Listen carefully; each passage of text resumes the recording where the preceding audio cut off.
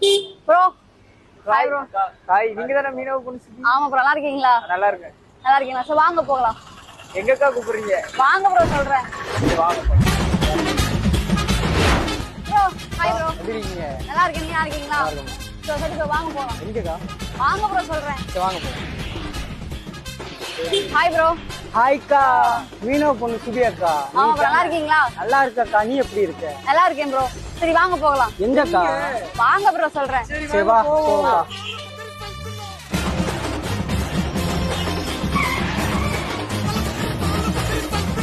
ஏன் ப்ரோ போலாமா? எங்கா போலாம்? நான் சொன்னேன்ல வாங்க போகலாம் மென்ஸ்வேர் தான். இதோ இங்கேயா? இங்கதான்.